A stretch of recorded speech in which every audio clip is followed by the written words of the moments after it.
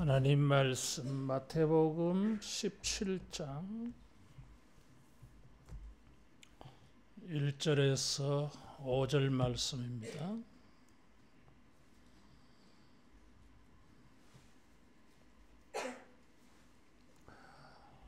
엿새 후에 예수께서 베드로와 야고보와 그 형제 요한을 데리시고 따로 높은 산에 올라가셨더니 그들 앞에서 변형되사 그 얼굴이 해같이 빛나며 옷이 빛과 같이 휘어졌더라. 그때에 모세와 엘리야가 예수와 더불어 말하는 것이 그들에게 보이거늘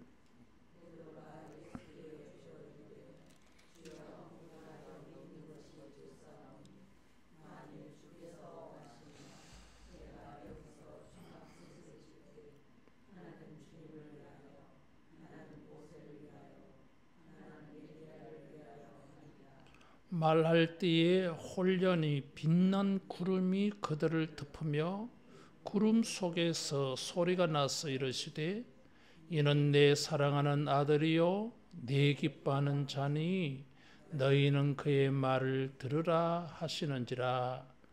아멘. 가이사라 빌립보에서 예수님께서 제자들에게 물으셨어요. 사람들이 나를 누구라 하더냐? 어떤 사람은 오리란 그 선지자, 어떤 사람은 세례 요한, 어떤 사람은 예레미야, 어떤 사람은 엘리야, 이렇게 다양한 반응들이 있습니다. 베드로에게 제자들에게 물으셨어요. 그러면은 너희는 나를 누구라고 생각하느냐? 그때에 베드로가 주는 그리스도시요 살아계신 하나님의 아들이시니이다 이런 고백을 했어요. 예수님께서 굉장히 흐뭇해하셨어요. 그리고 나서 이때로부터 비로소 예수님은 자신의 죽으실 것과 부활하실 것을 예언을 하셨어요. 베드로는 예수님의 말씀을 받아들이기가 거북했습니다. 그래서 그럴 수 없나이다. 예수님께서 사탄아 물러가라 그러죠. 하나님의 일을 생각하지 아니하고 사람의 일을 생각하는구나 그렇게 말씀했어요. 베드로는 주는 그리스도시요 살아계신 하나님의 아들이라고 고백은 했는데 하나님의 일을 이루시는 그리스도 하나님의 아들로 접근을 하지를 못했다 그 말입니다. 그리스도시요 살아계신 하나님의 아들이라고 하는 것은 하나님의 일과 관계가 있어요. 세상을 구원하는 일. 하나님의 일을 이 땅에 이루기 위하여 오신 분이 그리스도 하나님의 아들. 그러면은 베드로는 분명히 그리스도요 하나님의 아들이라고 고백할 때는 하나님의 일이라고 하는 관점에서 본 것입니다. 그런데 예수님은 사람의 일로 여겼다 이렇게 말씀했어요. 베드로의 고백은 하나님의 일이란 측면에서 고백을 했는데 왜 예수님은 사람의 일로 보았다고 말씀하시는가? 예수님의 입장에서는 겉으로 볼 때는 하나님의 일로 말하는 것 같아 보여도 베드로는 사람의 일, 사람들의 이 방식으로 잘못 오해하고 있다. 그게 왜 그런 예수님의 평가가 있습니까? 고난, 죽음을 베드로가 못 받아들이는 거예요. 그렇죠. 하나님의 아들이라고 하는 뜻은 하나님이시다 이런 뜻인데, 하나님의 아들이 죽는다고 하는 것은 모순이잖아요. 이게. 하나님의 아들은 영원한 하나님, 신이신데, 신성을 표현한 말인데, 죽는다고 하는 것은 의미의 충돌이에요. 이게. 말이 맞지 않나? 예수님께서 이런 말씀을 하시면서 일주일이 지나가지고, 엿새 후에 그래서요, 날짜를 계산할 때 오늘하고 그 다음에 엿새 후에 그날 포함하는 방식도 있고 오늘 빼고 말하는 방식도 있고, 그런 표현에 사실은 이게 엿새 후에 이렇게 말하지만 누가는 8일쯤 그랬어요. 무려 이틀이라고 하는 시간 차이가 나잖아요. 이게. 그래서 이제 누가는 8일이라고 말하면 마태와 계산하는 방식이 다르다라는 것을 알 수 있어요. 8일째 그런 말이고, 정확하게 따지면은 6일이 지났었겠지. 예수님에게 제자들이 고백한 날을 빼고 당일도 빼면 6일, 양쪽을 포함하면 8일째 그렇게 되는 것입니다. 예수님께서 변화산에 올라가셔서 변화하셨어요. 2절에 보니까 그들 앞에 변형되사, 그들 앞에서 변화가 이루어졌다. 얼굴이 해같이 빛나며 옷이 빛과 같이 휘어졌더라. 예수님의 입으신 옷이 갑자기 빛이 났다 이런 거죠. 옷이 빛이 날 수도 있어요. 옷이. 근데 아마 정확한 것은 예수님의 얼굴, 몸 전체가 빛이 나갔는데 옷이 이 빛을 뚫고 이렇게 나와서 옷도 빛나는 것처럼 그렇게 보였을 것이다 하는 것입니다. 마태복음의 저자가 이 일을 소개하고 있어요. 예수님은 누구신가? 주는 그리스도시요 살아계신 하나님의 아들이심을 이런 변화를 통해서 보여주었어요. 그동안에도 예수님은 많은 기적들을 가지고 그리스도 하나님의 아들이심을 보여주셨고, 그 가르치는 것이 권세 있다 그래서요, 바리새인들과 달라. 그래서 권세 있는 가르침을 들을 때 사람들이 예수님은 범상치 않은 탁월한 신성 같은 게 느껴진 거예요. 이게. 그렇게 말씀과 기적으로 하나님의 아들 되심을 보여주셨는데, 예수님은 변화산에서 이 베드로, 요한, 야고보 세 제자들 데려가서 그들 앞에서 주님이 하나님의 아들 되심을 보여준 거예요. 베드로가 고백한 대로, 또 그들이 믿고 있는 대로 주님의 모습을 통해서, 이 해같이 빛나는 모습을 통해서 예수님은 그리스도다, 하나님의 아들이시다를 이렇게 한번 보여주셨어요. 베드로와 요한과 야고보는 그들의 눈을 통해서 평소에 보던 인간 예수님에게서 이제는 모습 그 자체만으로도 하나님이심을, 하나님의 아들 되심을 이렇게 본 것입니다. 그러니까 지금까지 약 2년 동안 보았던 예수님에게서 전에 보지 못했던 이런 모습을 본 것입니다. 그래서 이 사건은 주는 그리스도시요 살아계신 하나님의 아들이심을 눈으로 보게 해주었어요. 예수님께서 이런 모습을 이렇게 보여주셔서 예수님은 모세보다 더 뛰어나신 분, 또 모세와 엘리야가 나타납니다마는 모세와 엘리야보다 더 뛰어나신 분, 이런 것을 보여줍니다. 왜냐하면 얼굴이 해같이 빛났다고 하는 것은 출애굽기 34장에 시내산에서 내려온 모세 얼굴이 빛이 나서요. 그래서 사람들이 눈부셔서 못 봤어요. 시내산에서 40일 동안 하나님과 함께 지내다가 보니까 하나님의 영광의 빛이 모세 얼굴에 묻어져 나온 거예요. 이스라엘 사람들이 평소에 보아왔던 모세가 아니야, 이게.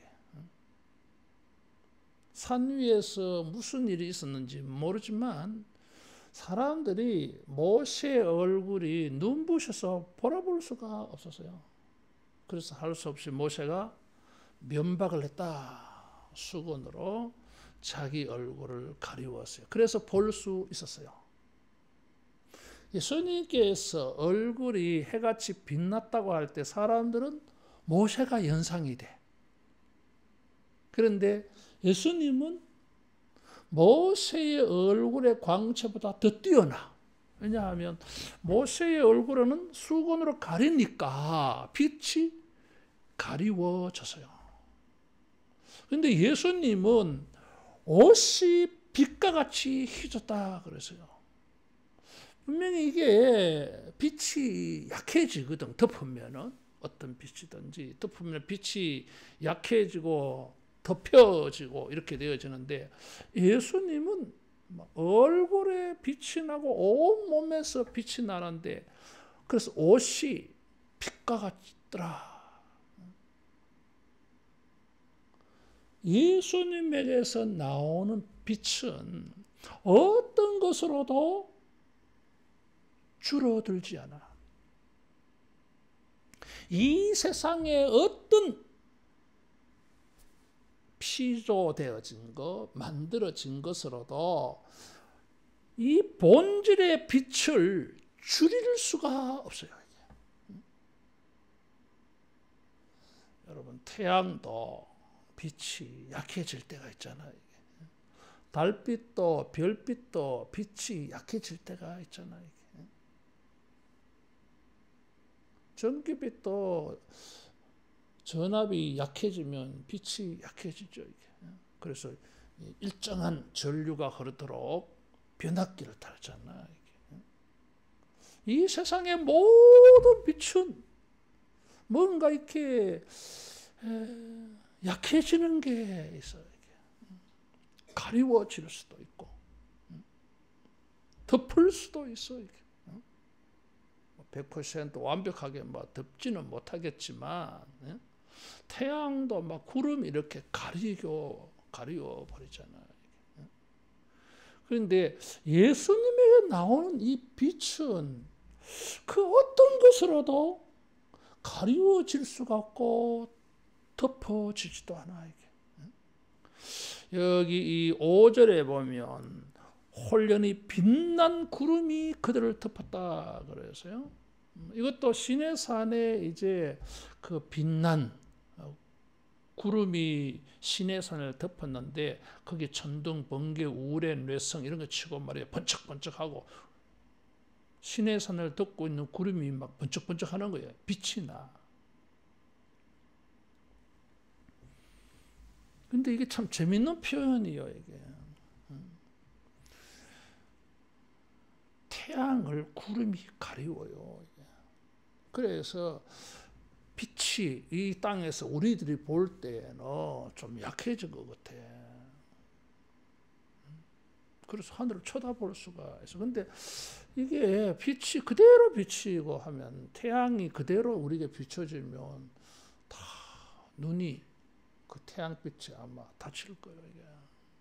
자, 이런 어쨌든 이 세상의 모든 빛은 이렇게 덮을 수 있고 가리울 수 있고 이렇게 하는데 예수님의 빛은 그런 게 아니야. 이런 빛이 어디 있어요? 인간들이 구경하지 못한, 경험하지 못한 빛이요. 그래서 이 빛은 하나님의 영광의 빛이다. 하나님의 본질에서 나오는 빛이요, 이게. 지금까지 보아왔던 예수님의 얼굴이나 그 몸은 베드로가 요한과 야고보가 본 몸하고 똑같아. 이게 우리 몸에서는 빛이 안 나와. 뭐 빛을 받아서 이렇게 반사 뭐 그런 거는 되어져도 이런 빛은 안 나와. 이게 도대체 이런 빛이 어디 있느냐 이거지. 그래서 이것은 하나님의 본체에서 나오는, 하나님이 빛이시라 했는데 그런 빛이다 이거죠. 그래서 따라하겠습니다. 영광이시다. 그리스도요 하나님의 아들이심을 이 빛으로 보게 해 주신 것입니다. 증거한 거예요. 사람들이 누구라고 하더냐. 변화산에서 세 제자는 예수님을 누구로 본 거요? 하나님으로 본 거예요. 그것을 증거한 것입니다. 그래서 예수님에게는 빛이 있어요. 근데 항상 이런 빛으로 보여준 건 아니야. 지금까지 2년 동안에 이런 빛을 본 적이 없어요, 이게. 근데 이날 한번 딱 보여줬어. 그 다음에도 안 보여줘, 이게. 그 다음에도. 언제나 똑같은 우리하고 똑같아. 빛이 안 보였어. 여러분, 이 한 번으로 예수님께서 하나님의 아들 그리스도이시다. 그래서 하나님의 아들 그리스도라고 하는 것은 영광이 있다고 하는 뜻입니다. 그래서 영광의 빛. 근데 그 영광은 모세보다 뛰어나. 그래서 여기 모세와 엘리야가 나타났어요. 모세와 엘리야가. 모세는 율법의 상징이고 엘리야는 선지자의 상징이에요. 구약 성경은 율법과 예언, 율법과 예언이라 그래요. 창세기, 출애굽기, 레위기, 민수기, 신명기를 율법서라 그래요. 여호수아, 사무엘상하, 열왕기상하, 이사야, 예레미야 이런 것 성경들은 예언서라 그래요. 근데 그런 예언의 상징성인 인물이 엘리야. 천국에 가서 이분들이 나타났어. 예수님의 영광 앞에. 무슨 이야기를 나누느냐 하는 것은 누가복음에 기록되어져 있어요. 예수님께서 예루살렘에 올라가서 고난을 당하고 죽으실 것에 대하여서 모세와 엘리야가 이야기를 나누었다. 근데 마태는 그들의 대화의 내용을 소개하지 않아. 누가만 대화의 내용을 소개하고 마태는 다른 것에 강조하고 있어요. 이 빛에 대해서. 그 빛을 가지고 예수님은 그리스도요 하나님의 아들이심을 말하는 데만 이것을 사용해. 그래서 예수님은 모세도 얼굴에 빛이 났는데 예수님은 모세보다 더 뛰어난 분, 엘리야보다 더 뛰어난 분. 사람들은 예수님을 엘리야, 세례 요한, 예레미야 뭐 이렇게 하나님께서 말씀하신 그 선지자, 그 선지자라고 말할 때에는 신명기 18장에 모세가 나와 같은 선지자를 하나님이 일으키실 것이다. 그래서 그 선지자라고 말하는 것은 모세를 염두에 둔 표현이에요, 이게. 근데 예수님은 이 빛을 보니까 하나님 자신이야. 그리고 모세, 엘리야와 비교되는 그런 위치에 있지 않아. 그럼 이스라엘 사람들에게 모세보다 더 위대한 분은 하나님밖에 없어요. 이스라엘 사람들은 모세는 사람들 중에 가장 위대한 사람이에요. 왜냐하면 하나님 앞에 가서 혼자 유일하게 하나님의 말씀을 받아온 사람이에요. 다른 사람들은 산에 올라가지도 못하고 산기슭에 멈춰 있는데 모세만 올라오라 그러셨거든. 그래서 모세 같은 사람이 없어요, 이게. 마태는 여기 모세와 엘리야라고 순서를 그렇게 말했는데 마가는 엘리야와 모세가 나타났다 그랬어요. 강조가 달라. 마태복음은 예수님께서 모세의 이 그림자를 가지고 증거하고 있어요. 왜냐하면 유대인들이 생각하는 최고의 율법 해석학자는 모세에게 하나님의 율법을 받은 사람이 모세이기 때문에, 그래서 마태복음 5장, 6장, 7장에는 율법에는 모세는 너희에게 이렇게 말하였거니와 나는 이렇게 말한다. 그렇게 해서 모세보다 예수님이 더 탁월하심을 말해요. 그러면 그분이 누구냐 이거지. 모세보다 더 위에 계신 분은 시내산에서 모세에게 율법을 주신 하나님이에요. 그래서 간접적으로 모세는 너희에게 이렇게 말하였거니와 나는 너희에게 이르노니 이런 표현 방식을 썼다는 것은 예수님은 모세에게 율법을 주신 분이야. 하나님이야 이게. 사람들이 예수님을 모세나 엘리야, 예레미야, 세례요한 뭐 이렇게 생각하니까 너희는 나를 누구라고 하느냐. 그 답변에 대해서 예수님이 스스로 자기를 나타내 증명한 겁니다. 보여준 거예요. 그래서 예수님은 이 영광을 통해서 모세와 엘리야가 나타난 사건을 통해서 예수님은 모세보다 엘리야보다 더 위대하신 분, 더 위대한 분. 지금 마태는 여기에 지금 강조하고 싶은 거예요. 이게. 더 나아가서 베드로가 여기가 조사오니 이러면서 초막셋을 지어 초막이라고 하는 단어는 초막절을 생각나게 만들어요. 출애굽, 모세, 광야 생활 이런 게 이제 연상시켜주는 단어예요. 그래서 여기가 조사오니 초막셋을 지어 베드로는 이 지금 현상을 보고 무엇을 깨달았어요? 그리스도의 나라, 하나님의 나라가 임했다고 생각했어요. 그래서 여기가 천국이야. 그래서 여기서 집 짓고 그만 삽시다 이런 거지. 근데 하늘에서 음성이 들렸어요. 내 사랑하는 아들이요 내 기뻐하는 자니 너희는 저의 말을 들으라. 그 말 뜻은 뭐예요?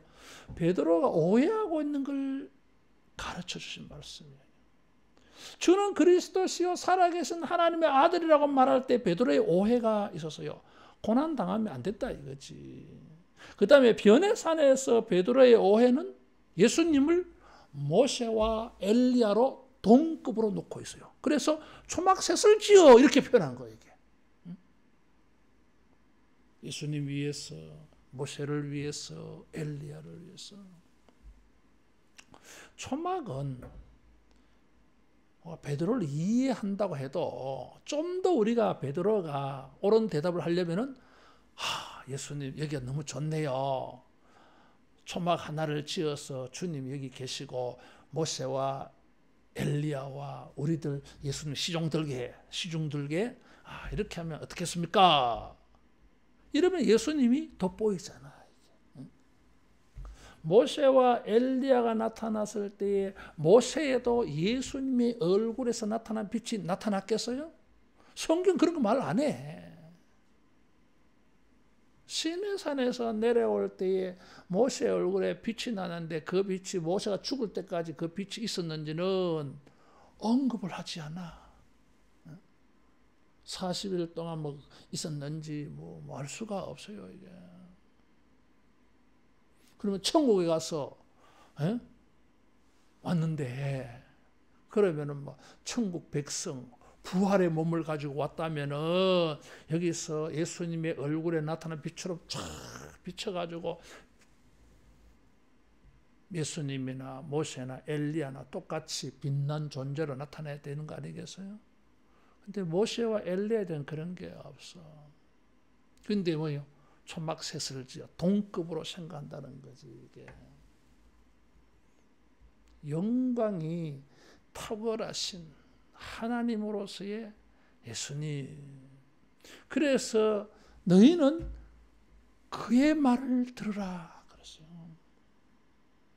그의 말은 뭐 무슨 말이냐? 특별히 이날 뭐 하신 말씀이 있는 거냐? 아니면 평소 예수님이 설교하고 가르치신 말씀이냐? 더 직접적으로는 16장에 예수님이 고난에 대해서 말씀하신 거, 그리고 아무든지 나를 따르려거든 자기를 부인하고 자기 십자가를 지고 나를 따르라고 하는 말씀인가? 아니면은 28절에 너희 중에 죽기 전에 인자가 그 왕권을 가지고 오는 것을 볼 자도 있느니라, 이 말씀을 두고 한 건가? 딱히 지정되어 있지는 않아요, 이게.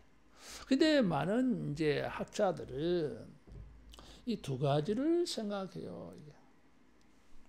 그의 말을 들으라고 하는 것은 어떤 사람은 16장 28절에 연결하는 사람도 있고, 어떤 사람은 예수님의 죽으심과 부활을 예언하는 이 말씀에 연결하는 사람도 있어요. 뭐 다 연결된다고 보아져요. 그러면은 그의 말을 들으라고 하는 것은 힌트요, 이게. 하나님께서 변화산에서 예수님의 얼굴에 빛이 나게 하신 이유.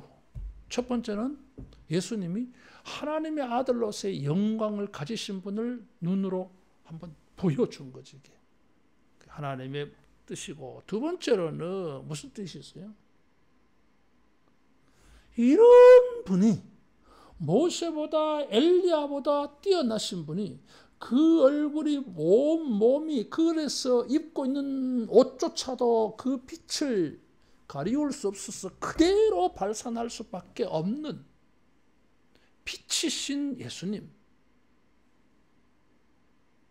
이 예수님께서 자기의 죽음을 말씀하셨어요. 그러면은 그 말을 들으라 이거지.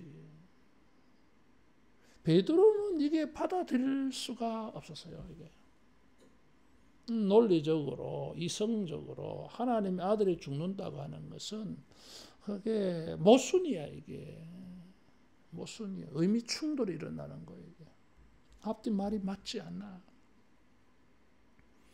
그런데 예수님은 이런 영광의 하나님이신, 이런 영광의 하나님께서 고난을 당하고 십자가에 죽으시고 부활하실 것이다. 그래서 예수님의 이 말씀을, 고난에 대한 말씀을 제자들로 하여금 수용이 되도록. 지금 이제 예수님의 제자들은 시원스럽지 않아. 16장 끝날 때까지.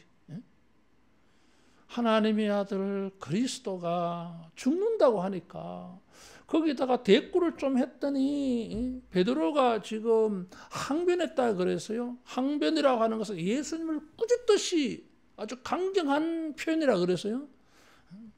지금 무슨 말씀합니까? 베드로가 예수님을 꾸짖으면서 예수님을 가르치듯이 말한 거예요, 이게. 너무 화가 좀 난 거예요, 이게. 말 같아야지. 아무리 예수님이지만 뭐 이런 뉘앙스. 그만큼 수용하기가 힘들어서. 그래, 뭐 수용하기 힘든 건 내가 이해는 하겠는데 네가 이것을 받아들여야 돼. 받아들이기 힘들지 뭐. 어떻게 받아들여지겠어 그게. 그래서 이제 일단락되고 난 다음에 변호산 올라가기 전 6일 동안 마음이 좀 뒤숭숭해요 이게. 뭔가 마음이 시원스럽지 않아. 왠지 모르는 마음이 좀 무거워. 저분이 그리스도요 하나님의 아들이신데 죽으시다라니. 거기다 부활한다는 말씀을 하셨는데도 앞에 게 너무 크게 보이고 뒤에 거는 그만 또 집중력이 떨어지는 거예요. 부활에 대해서. 사람이 그럴 수 있잖아요. 자기가 듣고 싶은 것만 듣는다고. 이게 고난받고 죽으시고 3일 만에 부활하실 것이라고 예언을 하는데 다른 거는 하나도 안 들리고 고난과 죽음만, 뒤에 거는 뭐 그냥 근성으로 흘려가 버리는 거예요. 이게. 그들에게 예수님께서 변화의 모습을 보여주셨고, 그래 맞다, 내가 하나님의 아들이야, 내가 하나님이야. 그러면서 하늘에서 음성이 들려서요. 성부의 음성. 잔말 말고 쓸데없는 생각하지 말고 그의 말을 들으라. 자, 이 영광을 보여주었으니까 네가 고백한 대로 하나님이야. 그러면 이런 권위 있는 모세와 엘리야보다 뛰어난, 네 눈으로 보듯이 뛰어난, 그러면은 하나님이시지 뭐. 그러면은 네 생각이 무엇이든지 간에 모세와 엘리야도 나타나서 예수님의 말씀을 듣고 있는데, 베드로야, 네가 모세보다 더 뛰어나냐? 네가 엘리야보다 더 뛰어나냐? 모세와 엘리야는 하나님의 말씀에 전적으로 순종했어요. 네가 모세보다 더 뛰어나냐? 엘리야보다 더 뛰어나냐? 그러면은 모세처럼 엘리야처럼 저분들도 그리스도의 말씀을 들어 누가의 해석에 의하면 예루살렘에 올라가서 별세하실 것, 죽으실 것에 대한 말씀을 나누면서 그것을 듣고 있어. 베드로 네가 뭐라고 항변하고 안 듣냐? 따라하겠습니다. 말씀을 듣자. 예수님이 하나님이시라면 우리의 생각이 무엇이든지 간에, 우리가 기대하는 것이 무엇이든지 간에, 사람들이 뭐라고 하든지 간에, 이해가 되든지 안 되든지 간에, 믿을 수 있든지 없든지 간에 그 말씀을 들어야 될 거 아니냐. 듣는다고 하는 것은 순종을 포함한 말이지 이게. 자, 오늘 우리가 신앙생활을 하면서 예수님을 어떤 분으로 우리가 압니까? 자, 내가 물으면 여러분은 베드로가 했는 말을 그대로 하시잖아. 맞아요. 나도 그렇게 할 거예요 이게. 그러면 예수님이 정말로 그리스도요 살아계신 하나님의 아들, 하나님 자신과 같은 동격이라면 그 다음에 우리가 해야 될 게 뭐죠? 예수님 말씀을 들어야 돼. 하나님께서 예수님의 이런 영광의 모습을 보여주신 것은 잔말 말고 딴 생각하지 말고, 네가 생각하는 거가 다르다고 뭐 그렇게 토를 달지 말고 그의 말을 듣고 순종해라. 하나님이시니까. 누가 하나님의 말씀에 토를 달아요? 모세와 엘리야 그러지 않았어. 가라 하면 가고 하라 하면 하고 그랬어요 이게. 하나님께서 예수님의 영광의 모습을 보여주신 것은 그것을 보고 아는 자, 믿는 자들은 이분의 말씀을 들어야 돼.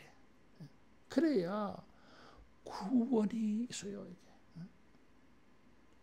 그래서 여기에 이는 내 사랑하는 아들이요 내 기뻐하는 자다. 이게 뭐 세례받을 때 들려주신 하나님이 예수님을 온 세상 앞에 증거하신 말씀이에요. 이게. 온 세상 사람들 앞에서 세례받을 때 여기서 예수님께서 세상 사람들 앞에 하나님이 증거하는 말씀. 변화산의 이 모습을 가지고 모세와 엘리야가 나타난 이것을 가지고 하나님이 제자들에게 세상 사람들에게 예수님이 누구냐? 이걸 증거하는 말씀이에요. 변화를 가지고 하나님의 증거, 모세와 엘리야가 나타나게 만들어 가지고 하나님이 증거, 그게 이번에 직접적으로 현상으로 하나님이 증거하는 것이 아니라 이제 직접적으로 하나님이 증거예요. 예수님은 누굽니까? 하나님이 사랑하시고 기뻐하는 자. 유일하여 이게 아무한테나 이런 표현을 안 써서요, 여러분. 하나님께서 어떤 사람을 두고 이렇게 표현하신 적이 없어요. 이게 유일한 표현이야, 이게. 하나님의 직접 증거. 그래서 하나님의 아들로 고백했는데 하나님이 이번에는 베드로처럼 말씀한 거예요. 그러니까 하나님이 이렇게 현상으로 증거하시고 직접적으로 음성으로 증거하는 이 예수님, 사람들이 뭘 해야 됩니까? 이 현상의 영광을 보고 하나님의 증거하는 음성을 들으면은 이것을 보고 듣는 사람이 해야 할 일은 무엇입니까? 그의 말을 들으라. 인간들은, 우리들은 영광의 주님을 들어야 되고 하나님께서 증거하시는 예수님의 말씀을 들어야 돼. 제 아들은 예수님에게서 죽음과 고난의 말씀을 듣고서도 받아들일 수가 없었어. 순종할 수가 없었어요, 베드로가. 그리고 한바탕 책망을 들은데도 불구하고 마음은 여전히 100% 순종이 안 되고 있었어요, 이게. 그래서 다시 한 번 더 성부께서 베드로야, 요한과 야고보야, 예수님 말씀 들으라. 아무든지 나를 따라오려거든 자기를 부인하고 자기 십자가를 지고 나를 쫓을 것이니라. 예수님의 고난을 받아들이고 그냥 받아들일 뿐만 아니라 우리도 그 고난의 자리에 참여하라는 말씀이잖아요. 이게. 영광을 왜 보여주었겠어요? 예수님의 탁월하심을 왜 보여주셨겠어요? 하나님께서 왜 제자들에게 이렇게 증거하셨겠어요? 예수님 말씀 듣고 너희들도 자기 십자가를 지고 예수님을 따르라고 하는 말씀 따라하겠습니다. 순종하고 따라가자. 따라가야 돼. 그걸 하라고 이렇게 보여주시고 말씀하셨습니다. 예수님의 이 복된 말씀, 기쁘고 즐거운 말씀이 아니라 십자가와 고난에 대한 말씀을 듣고 따라와 간다고 하는 것은 썩 내키지 않아. 우리는 고난 자체가 싫으니까 편한 게 좋고 그런 고통이 없는 게 우리 희망사항이고 막 그러니까. 그런데 예수님도 하나님도 그렇게 말씀 안 하셨어요. 우리는 이런 편안함, 안일함, 무엇이든지 쉬운 거, 어렵지 않는 거, 힘들지 않는 거, 이런 것을 막 추구하는데 사탄도 예수님에게 아주 쉬운 방법을 요구했어요. 유혹했어요. 이게. 나한테 절하시오. 모든 거 줄게. 세상 영광. 얼마나 간단해. 뭘 십자가를 지고 고생해가면서 고통을 겪어가면서 수치와 모욕을 당해가면서 죽어가면서 세상 구원하려고 하지 말고 간단하게 내 앞에 한번 절하세요. 내가 세상 영광 다 줄 테니까. 얼마나 쉬워 이게. 예수님이 사탄아 물러가라 그러잖아요. 이게. 하나님만 경배해라 이거지. 그만큼 우리 성향은 예수님의 말씀이라도 내 마음에 안 들면 안 따르려고 그래. 그것을 대표적으로 베드로가 보여준 거예요. 예수님 이걸 알아. 이 인간들이 그런 걸 알아. 그러면서 예수님은 우리의 연약함을 아시고 예수님을 따라갈 수 있도록 이걸 보여준 거예요. 이게. 예수님이 죽으신다고 그랬는데 이 죽으실 분의 얼굴에서 하나님의 본체의 빛이 나타났어요. 그러면 제자들이 걱정이 되고 겁이 나고, 야, 나도 예수님 따라오라고 하는데 십자가를 지라고 하는데, 아이고 이거 어떻게 하냐, 고민이지. 예수님 말씀 듣고 순종하고 그 고난에 동참한다고 하는 것이 굉장한 부담이지. 그래서 예수님이 십자가를 주고 예수님을 따를 수 있도록 제자들을 격려하려고 보여준 거예요. 이게. 격려하려고. 죽으시는 예수님에게 영광이 나타나. 모세와 엘리야도 나타나. 그러면은 내가 예수님의 고난을 따라서 십자가를 지라는 말씀을 듣고 순종해서 따라가면 나는 어떻게 될까? 우리는 어떻게 됩니까? 그런 궁금증이 있는 거지, 이게. 예수님께서 일주일 지나서 거기에 답변을 내놓으신 거예요, 이게. 십자가 뒤에 영광이 있어. 부활이 있어. 고난이 끝이 아니야. 위대한 이 세상에서 그 어떤 거로도 가릴 수 없는 영광이 나타나. 이것으로 격려해 주신 것이에요. 예수님께서 앞뒤 가리지 않고 아주 잔혹하게 우리에게 부담스러운 것을 요구하지 않습니다. 예수님이 참 우리가 순종하기 어려운 것을 말씀하실 때에는 따라하겠습니다. 보상이 있다. 보상이 있습니다. 참고 견디며 선을 행한 자에게는 영광과 존귀와 썩지 아니함으로 축복해 주신다 그랬어요. 주님은 공짜가 없어요. 그 수고한 일에 다 갚아주신다 그랬어요. 심은 대로 거둔다 그랬어요.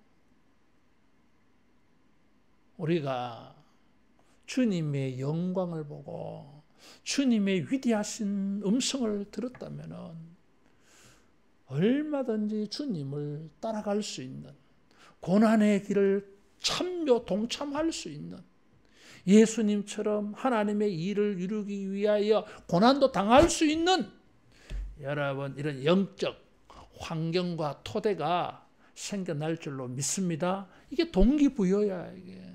그래서 마음이 막 뒤숭숭하고 예수님이 죽는다 하니까 기분이 별로야. 좀 알지 못하는 우울함이 있었는데 이날 영광을 보고는 막 다 날아가 버린 거예요. 물론 그게 오래 간 건 아니지만은 나중에 다 도망치니까 사람들의 연약함이 있으니까 어쩔 수 없지 그런 체험을 해도 그래도 마태는 이 사건을 기록했어. 예수님의 제자들에게 보여준 이것을 가지고 마태는 자기 교회 사람들에게, 고난 중에 있는 성도들에게 예수님의 영광을 보게 만들고 하나님의 음성에 귀를 기울이게 만드는 거예요. 주님이 이 제자들을 격려했어요. 우리가 1절 안 했지만 6절에 보니까 제자들이 듣고 엎드려 심히 두려워하니 그들에게 손을 대시며 이르시되 일어나라 두려워하지 말라. 주님이 그들을 위로해 줬어요. 그들의 연약한 점을 충분히 주님이 위로해 주셨어요. 그래 보니까 아무도 없어. 누구만 보여요? 예수님 밖에 안 보여. 그 말은 뭐예요? 이게 의미 있는 게거든 지금. 따라하겠습니다. 예수님만 생각하고 예수님을 바라보라. 다른 거 보지 말라. 그 말.